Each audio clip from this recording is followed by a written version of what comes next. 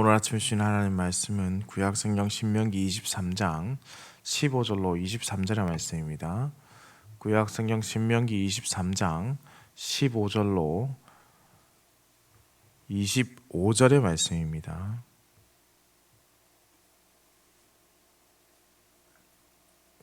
함께 한 목소리로 읽겠습니다. 종이 그의 주인을 피하여 내게로 도망하거든 너는 그의 주인에게 돌려주지 말고 그가 내 성읍 중에서 원하는 곳을 택하는 대로 너와 함께 내 가운데에 거주하게 하고 그를 압제하지 말지니라. 이스라엘 여자 중에 창기가 있지 못할 것이요 이스라엘 남자 중에 남창이 있지 못할지니 창기가 번 돈과 개 같은 자의 소득은 어떤 서원하는 일로든지 내 하나님 여호와의 전에 가져오지 말라. 이들은 다 내 하나님 여호와께 가증한 것임이니라. 내가 형제에게 구워주거든 이자를 받지 말지니 곧 돈의 이자, 식물의 이자, 이자를 낼 만한 모든 것의 이자를 받지 말 것이라. 가국인에게 내가 구워주면 이자를 받아도 되거니와 내 형제에게 구워주거든 이자를 받지 말라. 그리하면 내 하나님 여호와께서 내가 들어가서 차지할 땅에서 내 손으로 하는 범사의 복을 내리시리라. 내 하나님 여호와께 서원하거든 갚기를 더디하지 말라. 내 하나님 여호와께서 반드시 그것을 내게 요구하시리니 더디면 그것이 내게 죄가 될 것이라.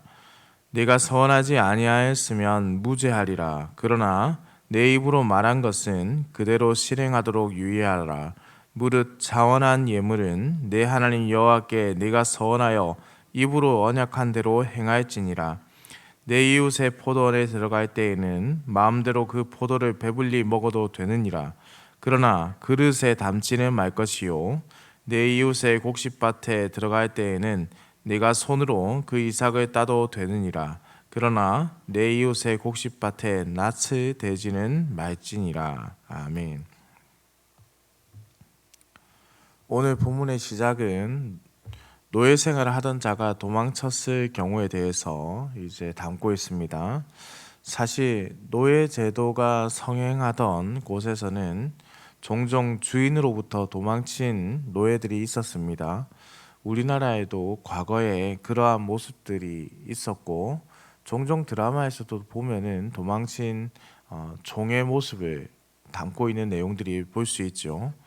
고대 근동의 법은 노예들이 도망쳐서 피했을 때 그 노예를 보호하는 것을 금지하고 있습니다. 함무라비 법전 15조와 16조의 내용을 제가 읽어드리겠습니다. 15조 만약 한 자유인이 왕궁의 남자 노예나 여자 노예 혹은 일반민의 남자 노예나 여자 노예가 성문을 통과하여 도망치는 것을 도와주었다면 그는 사형에 처해질 것이다. 16조 만약 한 자유인이 왕궁이나 일반 시민의 소유였다가 도망친 남자 노예나 여자 노예에게 거처를 제공해주고 전령의 숲의 공고에 그를 내놓지 않았다면 그 집주인은 사형에 처해질 것이다. 그러니 도망을 친 노예를 숨겨주거나 그를 살 곳을 마련해주면은 또한 도망치는 것을 도와주면은 모든 사람이 사형에 처해진다는 것이죠. 그런데 오늘 본문에서는 도망하면 성경은 그 주인에게 돌려주지 말고 심지어 내 가운데 거주하게 하라라고 명하고 있습니다. 이 법률은 그래서 그 당시에 고대 근동에 있어서 매우 획기적이며 혁명적인 그 당시에 절대 있을 수 없었던 말씀이라고 할 수 있습니다.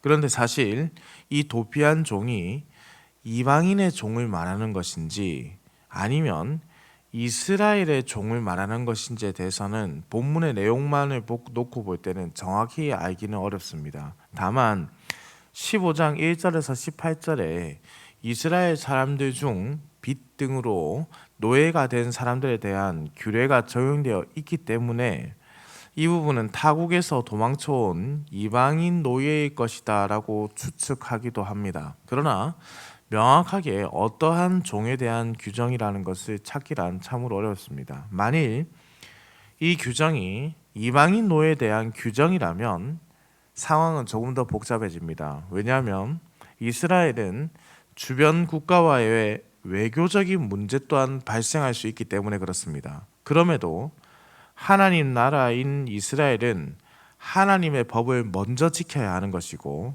그 법에서 노예를 하나님께서 지키라고 하셨다면 외교적 마찰이 있더라 하더라도 그것을 행하여야 한다, 지켜야 한다라는 것을 말씀하고 있습니다. 아마도 이 말씀은 애굽의 노예 생활을 했던 이스라엘이 과거를 기억하고 약한 자를 보호하라는 뜻에서 너희 또한 과거에 그렇게 살았는데 너희가 그러한 악행들을 반복해서 저지르지 말고 노예들을 돌봐줄 줄 알고 그들을 감싸줄 줄 아는 사람이 되라는 하나님의 깊은 뜻이 담겨 있는 것처럼 보입니다. 17절에서 18절의 말씀은 이스라엘의 정결함에 대한 내용으로 특별히 창녀나 남창이 있어서는 안 된다라는 규정을 담고 있는데요. NIV 성경의 해석의 경우에는 여기에 나오는 창녀와 남창을 우상 숭배와 연관된 신전의 창녀 내지는 신전의 남창이라고 봅니다. 그렇다면 이들은 신전에서 신도들을 상대로 돈을 받고 성관계를 가지는 사람들인데요.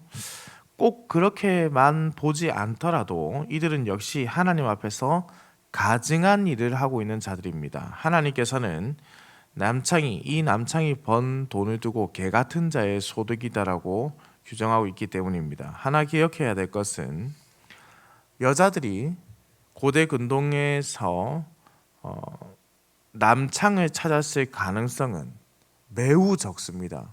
매우 적을 뿐 아니라 거의 일어나지 않는 일이죠.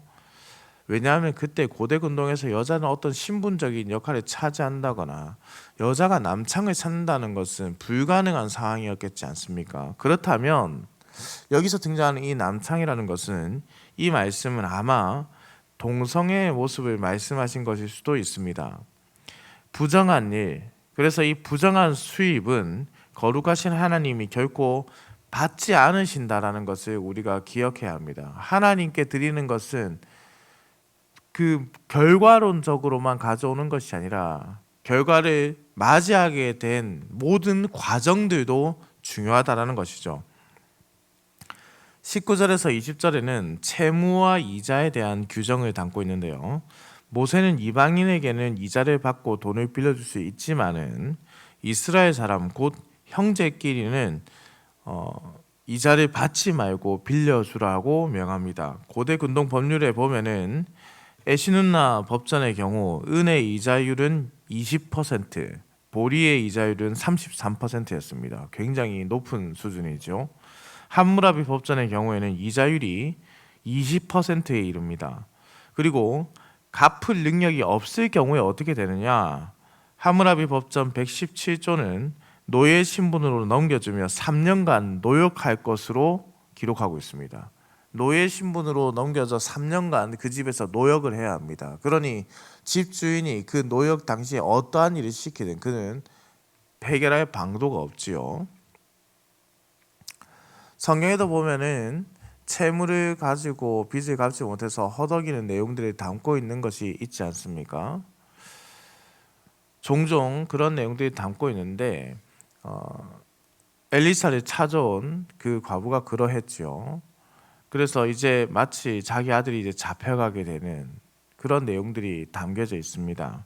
그렇다면 성경은 왜 채무자에게 이자를 받지 말라 명하신 것인가? 레위기 25장 35절에는 이렇게 기록되어 있습니다. 내 형제가 가난하게 되어 빈손으로 내 곁에 있거든 너는 그를 도와 거류민이나 동거인처럼 너와 함께 생활하게 하되. 가난한 자를 두고 지금 뭐라고 말씀하냐면 내 형제가 가난하게 되었다라는 겁니다. 그러니 내 형제라고 부른 것은 그 가난한 사람에 대한 깊은 공감이 있다는 것이죠. 그를 이해하려는 마음, 그에 대한 마음을 이해해야 한다는 겁니다. 따라서 그를 도와주라는 것은 그가 극심한 가난과 공경을 이겨내기 위해서 함께 힘써 도와주라는 권면의 말씀입니다. 또한 거류민이나 동거인처럼 생활하게 하라는 것은 그 사람을 단순히 종으로 부리지 말고 그들을 도와서 하나님의 구원을 입은 자로서의 삶을 보여주고 구원의 은총을 비추는 삶을 살아야 한다는 것을 의미하는 것이죠. 그러니 하나님의 백성은 개인의 이익을 위해서 가난한 자의 삶을 빼앗는 일을 멈추어야 한다는 것이죠. 동시에 그들이 공궁으로부터 빈궁함으로부터 벗어날 수 있도록 도와주어야 한다. 내 형제라 칭하며 그들을 도와줘야 한다는 책무가 있다는 뜻입니다. 그래서 그들에게 이자를 받지 말고 그들이 이겨낼 수 있도록 옆에서 지지해 주라라는 것이죠. 물질을 빌려주고 이자를 받지 못하면 물질을 빌려준 자가 손해를 보는 것 아니겠습니까? 그러나 하나님께서 이러한 명령을 주셨을 때는 단순히 너희가 물질을 빌려줘서 손해를 받으라는 것이 아니라 그 깊은 뜻에는 무엇이 있겠습니까? 이자를 받지 않는 만큼 내가 너에게 보답하리라, 보응하리라라는 내용이 담겨 있는 것이죠. 그래서 가진 자가 이자를 받지 않더라도 하나님은 그에 합당한 충분한 보상을 그의 삶에서 내려주시는 것입니다. 21절에서 23절은 서원에 대한 부분을 담고 있는데요. 서원의 경우 우리도 자주 저지르곤 하는 실수가 있습니다. 하나님께서 이렇게 해주신다면 저는 이것을 드리겠습니다 라는 개념으로 서원을 하는 것인데요. 그러나 모든 서원은 자원하여 드리는 것입니다. 이것을 해주신다면 제가 이것을 하겠습니다라는 개념이 아니라 하나님께 자원하여 드리는 것으로 서원을 하지 않는다고 해서 죄가 될 수는 없습니다. 그러나 서원을 하였다면 반드시 드려야 하고 속히 드려야 한다는 것이죠. 그들이 서원한 것은 이미 하나님의 것이기 때문에 그렇습니다. 하나님께 보상을 받기 위해서 무엇을 드리는 것이 아니라 우리는 하나님께 이미 많은 것을 받았고 그것을 돌려드리는 것이다. 그것을 기억해야 한다는 것이죠. 그렇다면 주신 분도 취하신 분도 하나님이시기 때문에 그 약속 자체를 속히 이행하라 명하고 있습니다. 24절에서 25절은 모세가 과수원을 지나가던 사람이 배고파서 과일을 따먹게 되었을 때를 이제 알려주는데요. 그가 배가 고파서 과일을 따먹게 된다면 죄인 취급을 하지 말라라는 뜻입니다. 다만 그 자리에서 그릇에 담아가는 것은 도둑질이 되는 것이고요. 진정 배고파서 허기진 자들까지 돌아보는 그런 공동체가 되어야 한다는 겁니다. 게을러서 일을 하지 않는 것이며 남의 것을 빼앗는 것은 막아야 되는 것이죠. 일을 하지 않으면서 자기가 먹고 살기 위해서 남의 것을 찬탈해가며 가져가는 것은 아니라 그렇게 해서는 안 되는 것이고 정작 배고파서 그 자리에서 먹고 싶어서 먹는 것은 너희가 품어주라는 겁니다. 우리는 누군가에게 항상 짐이 되도록 설계되었으나 서로에게 견실하게 되어가도록 또한 설계되었다는 것을 기억해야 합니다. 군에 있을 때 예초기병으로 여름을 보낸 적이 있습니다. 그때 너무나 무더운데 뜨거운 예초기 그 기계를 등에 쥐고 밖에 이제 철장 밖에서도 함께 계속 청소를 해줘야 되기 때문에 풀을 비고 있는데 군 시설 옆에 복숭아 과수원을 운영하는 농부가 한 명 계셨습니다. 그런데 얼마나 그때 허기지기도 하고 더우니 과수원에 있는 그 복숭아가 먹고 싶었겠습니까? 그래서 저희가 그래서는 안 되는데 저희가 그 복숭아를 따먹었는데요. 그런데 그게 그렇게 인생에서 제가 먹어본 복숭아 중에 그렇게 맛있는 거예요. 시원하게 냉장고에 들어가 있었던 것도 아니고 그저 그 나무에 달려있는 복숭아를 먹었는데 그렇게 맛있는 거예요. 근데 그 먹는 그때에 그 복숭아 과수원의 주인이 찾아온 겁니다. 아, 이제 큰일 났다. 이제 이것을 군에 이야기하면 우리는 이제 크게 혼이 나게 될 거고 잘못하면 영창에 가겠지라고 두려움에 떨고 있는데 그분이 시원한 복숭아를 내어주십니다. 너무나 수고를 많이 한다고 너무 고생이 많다고 시원한 복숭아를 가져와서 이것을 먹으라고 주시는 거예요. 너무 감사하고 이 감사의 제목을 어떻게 갚을 수 있을까? 그래서 저희가 이런 일이 있었다고 오히려 군에 가서 사실대로 이야기했습니다. 그랬더니 우리 중대에서 그것을 보고하게 되고 우리 연대에서 그 일에 대한 감사로 그분을 찾아가서 우리 연대장님께서 감사하다라는 인사와 함께 선물을 전해드린 적이 있습니다. 우리는 누군가에게 늘 짐이 되기도 하고 늘 아픔이 되기도 하고 언젠 또 어떤 때는 도움을 주기도 하고 도움을 받기도 하게 설계게 되었습니다. 태어날 때부터 자기가 돈을 벌고 자기가 하고 싶은 대로 살아갈 수 있는 사람은 아무도 없죠. 우리가 살아가면서 서로에게 도움이 되기도 하지만은 동시에 나이가 들어가면서 도움을 받아야 되는 입장이 되기도 합니다. 그렇게 인생이란 것이 순환적이죠. 도움을 받으며 태어났다가 도움을 주는 사람이 되었다가 다시 도움을 받아야 되는 현실을 맞아야 합니다. 이것을 맞이할 때에 우리는 우리 스스로가 연약하게 설계되었다는 것을 기억하면서 서로에게 견실하게 도움을 주는 존재들이 되어야 합니다. 그것이 성경에서 말씀하는 이웃의 개념입니다. 사랑하는 성도님들,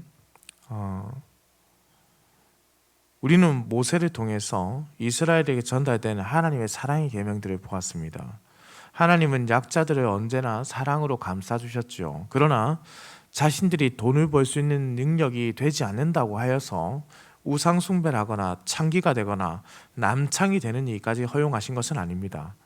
하나님은 하나님의 말씀을 버려가면서 자신의 욕구를 해결하는 것을 또한 원치 않으셨습니다. 오직 주의 말씀에 근거하여서 그 말씀을 지키는 것이 중요하다는 것이죠.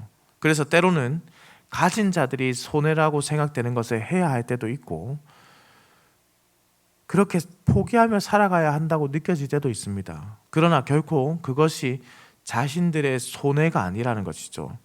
하나님 말씀을 그 말씀대로 지켜간다면 하나님께서 그것을 채워주시기 때문이고 채워주실 뿐만 아니라 크고 풍족하게 넘치게 하실 것을 우리가 믿기 때문입니다.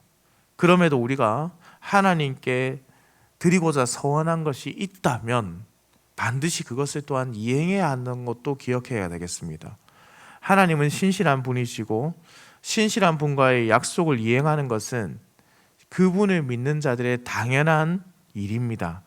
우리가 하나님의 신실하심을 따라서 그 신실하심을 배워가고 삶에서 나타내야 한다는 것이죠. 사랑하는 성도님들, 오늘 우리가 배운 말씀을 잘 기억하시기 바랍니다. 남에게 피해를 주지 아니하고 그러나 피해를 주는 것이 아니라 더불어 살아가는 것에 있어서는 반드시 도움을 주어야 하며 하나님과의 약속도 신실하게 지켜가고 사람을 존중할 줄 알고 또한 베풀 줄 아는 마음 그리고 하나님께 드리고자 한 것은 온전히 드리려는 그러한 마음들을 회복하는 우리 흥덕향상교회 성도님 되시기를 우리 주님의 이름으로 축원합니다. 기도드립니다. 사랑과 은혜가 풍성하시며 인간의 생사화복을 주관하시는 살아계신 우리 하나님 아버지, 지난 간밤에도 급하고 어려운 소식 없이 우리를 지켜주셨다가 이렇게 아침을 깨워 주의 전으로 불러주시니 감사와 찬송을 올려드립니다. 하나님, 우리가 하나님의 성품을 담지 못하고 우리의 욕심과 생각에 치우쳐 생활하는 것을 용서하여 주옵소서. 주께서 우리에게 베풀어 주신 사랑을 기억하면서 그 사랑을 실천하는 우리의 인생이 되게 하여 주옵소서. 바라옵고 나옵기는 우리의 삶에서 하나님의 모습을 이웃들이 보게 하시고 우리가 주께 서원한 것을 잊고 살아가는 것이 있다면 기억나게 하셔서 그 서원을 바로 지키며 행하는 삶이 되게 하여 주옵소서. 오늘 하루도 운전하는 모든 성도들의 운전대를 붙잡으시고 병상에 누워있는 자에게 힘을 불어넣어 그곳에서 일으켜 주시고 함께 우리가 예배할 수 있도록 그들의 건강을 지켜주시고 정신적으로 어려움을 겪고 있는 자들, 마음의 병이 있는 자들을 주께서 위로하셔서 그들 또한 회복시키시고 하나님을 기뻐하며 하나님께 영광 돌리는 예배를 드릴 수 있도록 주님 예배의 처소로 불러 주옵소서. 들어가거나 나가거나 주의 복을 누리는 오늘의 하루가 되게 하여 주옵소서. 감사드립니다. 살아계신 우리 주 예수 그리스도의 이름으로 기도드립니다. 아멘.